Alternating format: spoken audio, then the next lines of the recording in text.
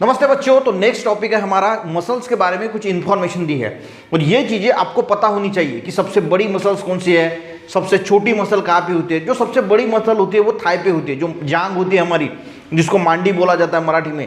तो थाई में जो है वो सबसे बड़ी मसल्स होती है। हमारे कानों में एक छोटी हड्डी होती है स्टेप्स, उसके साथ जो मसल्स होती है वो सबसे छोटी होती है। तो ये कुछ चीज़ें जो है वो हमें पता होनी चाहिए। हमारे खाने में प्रोटीन और कार्बोहाइड्रेट की अच्छी मात्रा होनी चाहिए, जिसकी वजह से मसल जो है अच्छी रहती है। रेगुलर हमें एक्सरसाइज करनी चाहिए, उससे भी मसल स्ट्रांग होती है। सबसे स्ट्रांग मसल जो है वो हमारे हार्ट की जो कार्डियक मसल्स होती है उसको सबसे हार्ड माना जाता है। तो ये जो चीज़ें हैं जनरल ये आप कहीं ना कहीं अपने बुक में लिख लीजिए और इसको अच्छी तरीके से याद कर लीजिए कि सबसे बड़ी मसल्स कौन से है, सबसे छोटी मसल कौन सी है। यहाँ पे ऑलवेज रिमेंबर का एक पैराग्राफ है, डू यू नो, वो हम छोटा सा देख लेंगे।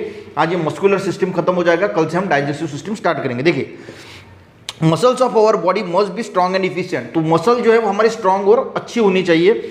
Our diet must include protein and carbohydrate in sufficient quantity. देखिए, जो प्रोटीन, जो दालें वगैरह होती है उसमें सबसे ज़्यादा जो है वो प्रोटीन मिलता है। अंडे हो गए, नॉनवेज वाली चीज़ें हो गई, तो हमें सबसे ज़्यादा प्रोटीन उससे मिलता है। और जो कार्बोहाइड्रेट्स है, कार्बोहाइड्रेट का सिंपल मीनिंग क्या होता है? Compound containing carbon and hydrogen, जिसमें कार्बन और हाइड्रोजन है उसको हम जनरली कार्बोहाइड्रेट बोलते हैं। In sufficient quantity for proper growth and repair of muscles, यानी मसल्स की ग्रोथ के लिए और मसल में अगर कुछ डैमेज हो चुका है तो उसके रिपेयर के लिए हमें कार्बोहाइड्रेट और प्रोटीन की जरूरत होती है।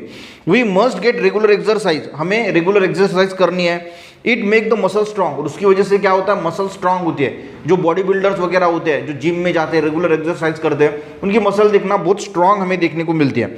We must sit in a straight back, हमें सीधी, हमें हमारा जो वर्टिब्रा है उसको सीधा, यानी जो हमारी पार्ट हम बोलते हैं उसको सीधा करके बैठना है। उससे क्या होगा? देखिए क्या होगा, देखते हैं आगे। We must sit in a straight back and not to with back hunched bend, ऐसा नहीं बैठना। इससे क्या होगा? मसल जो है या जो हड्डियां का ढांचा है वो ऐसा झुक जाएगा और उसकी वजह से हमें बहुत सारी प्रॉब्लम जो क्रिएट हो सकती है। Otherwise gradually change organic structure of vertebra, यानी क्या होगा? जो वर्टिब्रा है यानी जो पीठ का जो एरिया है वहाँ पे ग्रेजुअली चेंजेस होंगे और चेंजेस होने की वजह से हमें वो लोगों को बैक पेन की तकलीफ होती है, तो वो हमें देखने को मिल सकती है।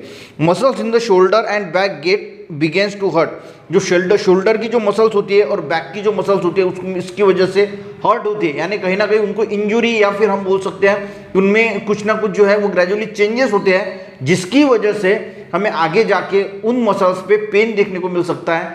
तो हमें सीधा बैठना है। Disorder of the vertebral column में भी, और उसका डिसऑर्डर हो सकता है, यानी कुछ जो है वहाँ पे फ्रिक्शन हो सकता है या फिर वो घिस सकते हैं इसकी वजह से। यानी अगर हम सीधे नहीं बैठे तो फ्यूचर में हमें वर्टिब्रल के जो भी बोन्स है, मसल्स है, उनमें जो है वो चेंजेस देखने को मिलेंगी और कोई ना कोई डिसऑर्डर हमें देखने को मिलेगा। During exercise movement of the heart muscle become more rapid, जैसे हम एक्सरसाइज करते हैं तो हार्ट की मसल्स की जो मूवमेंट है वो रैपिड हो जाती है। हम जोरों से सांस लेते हैं और उसकी वजह से breathing to become faster ensuring sufficient, और उसकी वजह से हमारे बॉडी को अच्छी तरीके से ऑक्सीजन मिल जाता है and nutrients in various part of body, और न्यूट्रिएंट्स का भी सप्लाई जो है वो अच्छी तरीके से हमारे, क्योंकि ब्लड सर्कुलेशन बढ़ जाता है, ऑक्सीजन अंदर जाता है, तो ये हमारे लिए बहुत अच्छा माना जाता है। देखिए, the study of muscle is called myology. अब ये चीज जो है आपको कहीं ना कहीं लिख लेना है कि जो मसल्स की स्टडी किया जाता है उसको क्या बोला जाता है? उसको क्या बोला जाता है? Myology. Contraction is the basic property of muscle, muscles क्या होते हैं? कॉन्ट्रैक्ट होते हैं। The largest muscles of our body is thigh, is in the thigh, जो लार्जेस्ट मसल है वो हमारे कहाँ पे होती है? तो थाई में होती है। And smallest muscles attach to the bone in the ear called stapes, यानी जो स्टेप्स नाम की जो हड्डी होती है जो कानों में होती है वो सबसे छोटी होती है और वहाँ पे सबसे छोटा मसल जो है वो अटैच होता है। ये जनरल इन्फॉर्मेशन थी, इसमें कुछ इतना नहीं था।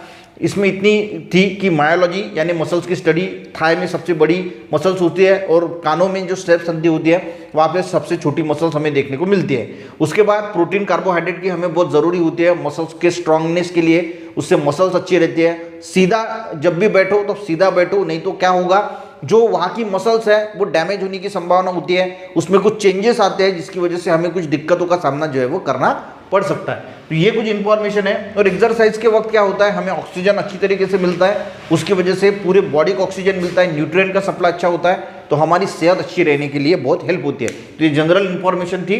जो आपको पता होनी चाहिए। कल से इससे हम डाइजेस्टिव सिस्टम जो है वो स्टार्ट कर देंगे। आज का वीडियो बच्चों समझ में अच्छा लगे एक लाइक जरूर करना, अपने दोस्तों को भी शेयर करना, चैनल पे बच्चे नए हैं जरूर सब्सक्राइब करना। मिलते हैं नेक्स्ट वीडियो में, तब तक के लिए जय हिंद।